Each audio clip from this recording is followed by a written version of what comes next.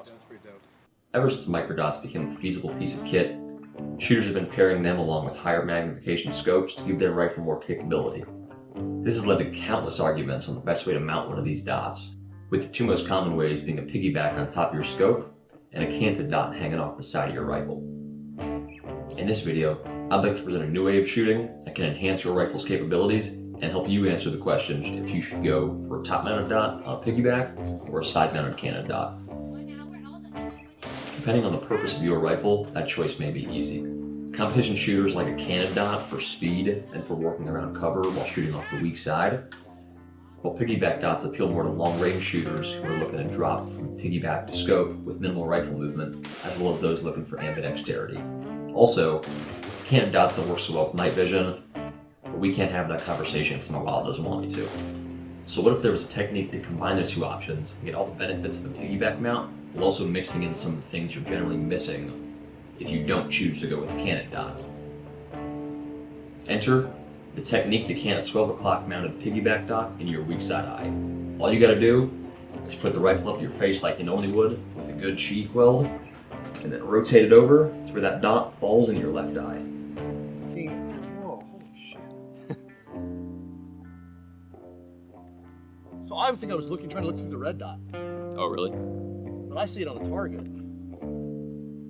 Yeah, That's so you're wild. right eye dominant, right? Yeah, it's almost like it's floating out in the middle of nowhere. Wow.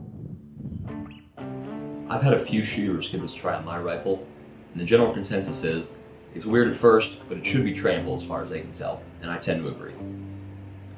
I've searched around the internet, and I haven't found anyone who's discussed doing this before, so for the sake of clarity in this video, I'm going to call this feathering it or feather canting, just to differentiate it from saying piggyback or canted dot.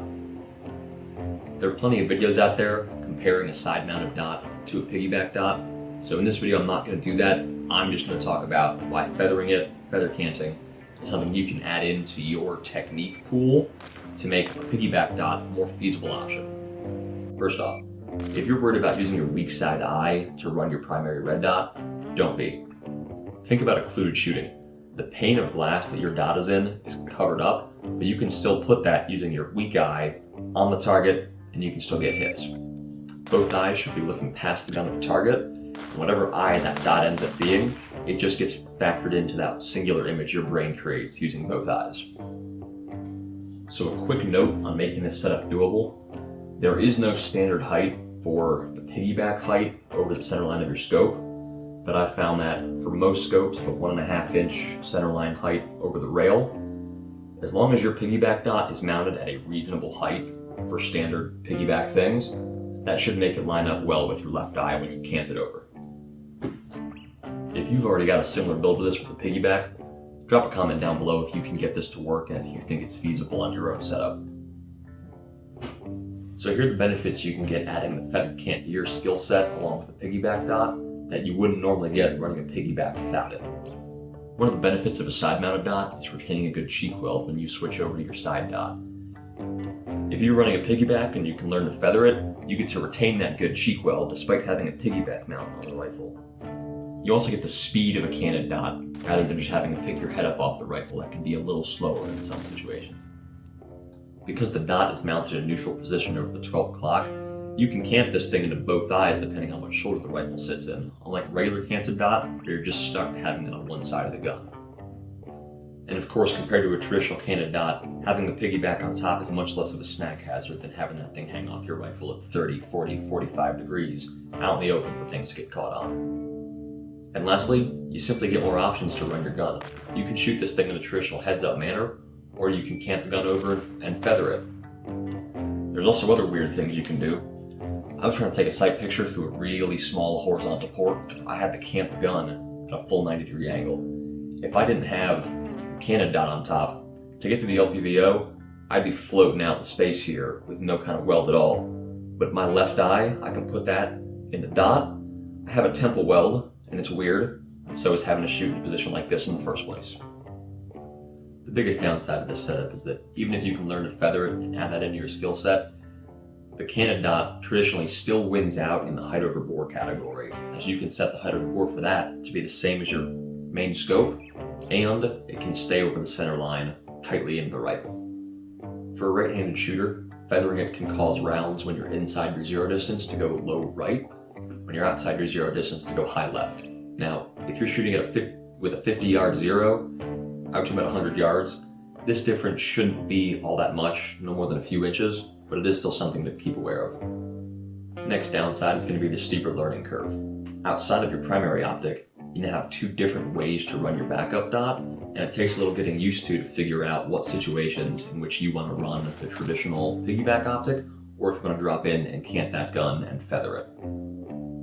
Second part of that training is you do have to learn to consistently get on your dot in both directions, piggyback and canted. But with the new setup, you should be training to get on your dot fast anyway. The last downside is there is a concern for parallax error. Yeah, okay. But, okay, so right now, just parallax-wise, the dot's up here. In the top of the window? Yeah. Having that dot fall in your left eye can make you slightly less aware of where the dot sits in the window, and if it's anything that isn't centered, that can induce a point of aim, point of impact shift. Even with the best dots, you can still introduce some parallax if you're not perfectly in the center of the window, and I wouldn't say these are the best dots in the first place, using pistol micro dots on top of rifles like this. So after much deliberation, I set this rifle up with a piggyback dot, going back and forth a lot, whether if I wanted this or Canted side dot. If I'd have known that I could feather it before building this, I would have been sold on this setup a lot quicker. Knowing that some of the potential things that I lost if I chose not to get a Canted dot, I could just get anyway by learning a new technique, that would have sold me much quicker.